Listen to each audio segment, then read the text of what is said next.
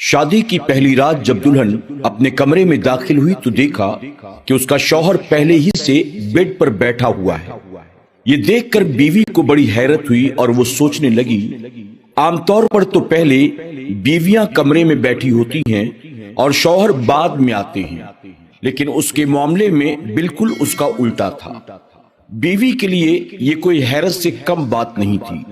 وہ سوچ رہی تھی کہ ایسا بھلا کیوں ہوا، پر بیوی کی سمجھ میں کچھ بھی نہیں آ رہا تھا۔ خیر بیوی چپ چاپ جا کر اپنے شوہر کے پاس بیٹھ گئی اور اس سے سلام کیا۔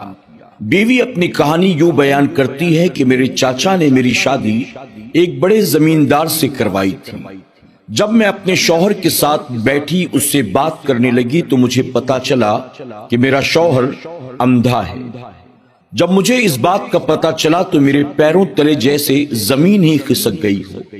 میں ان کو دیکھ کر یہ سوچنے لگی، میرے جیسی کتنی لڑکیاں ہوں گی جن کے ساتھ ایسا دھوکا ہوتا ہوگا۔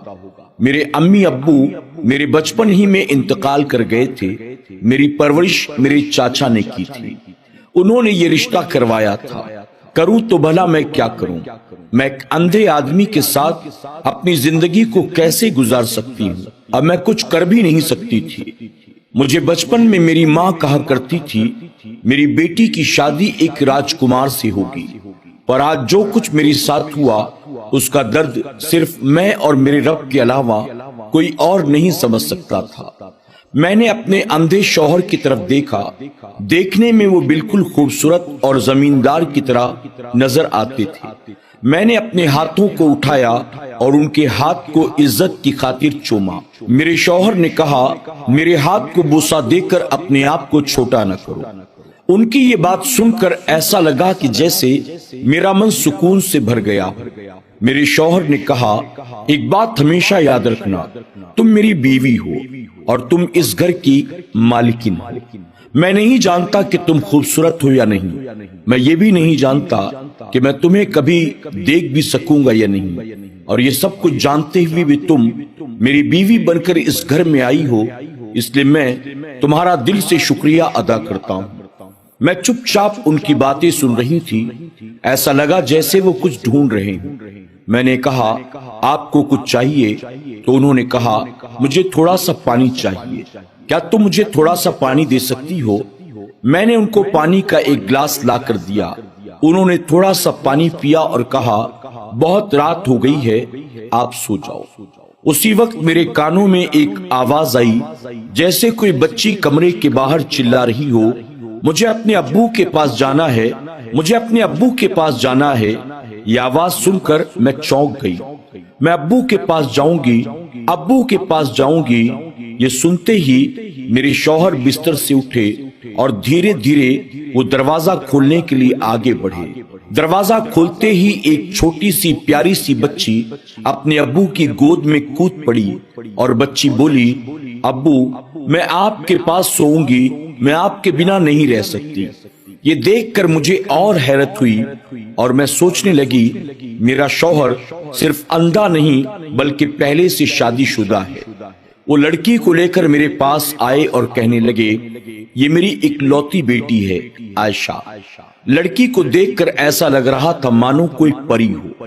میرے شوہر نے کہا، بیٹی آج سے یہ آپ کی امی ہے، اور بیٹی باپ کے گود سے اتر کر میری گود میں آ گئی اور میری گود میں تھوڑی دیر کے بعد وہ سو گئی۔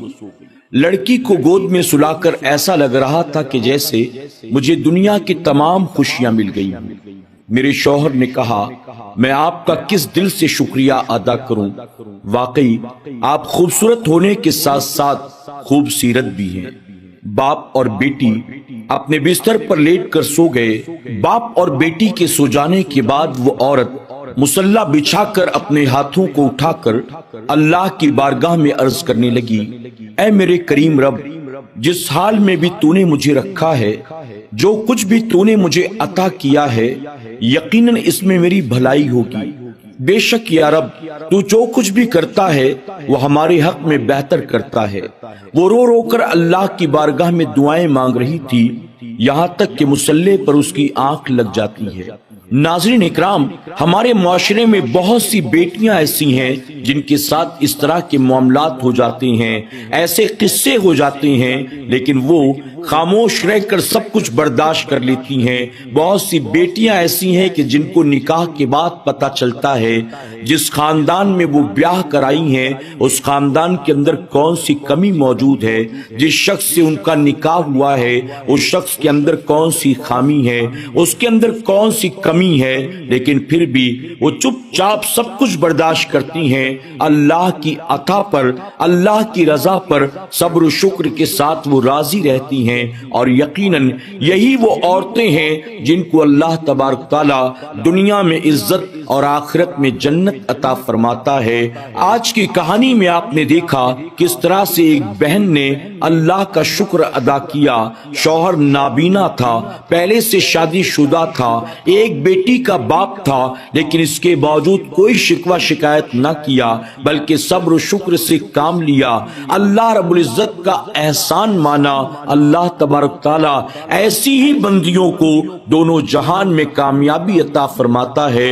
इस कहानी के जरिए मैं अपनी तमाम बहनों को ये पैगाम देना चाहता हूँ, अल्लाह तबारक ताला ने जो कुछ अता किया है अल्लाह की अता पर सब्र शुक्र से काम लें। यकीनन ये जिंदगी बहुत मुख्तसर है, अगर आपने इस जिंदगी में सब्र शुक्र से काम लिया अल्लाह आखिरत में हमें और आपको वो नेमतें अता फरमाएगा कि जिनका हम और आप अंदाजा भी नहीं लगा सकते हैं। अल्लाह हमें और आपको ऐसी कहानियों से सबक हासिल करने और सब्र शुक्र के साथ अपनी जिंदगी को गुजारने की तौफीक अता फरमाए।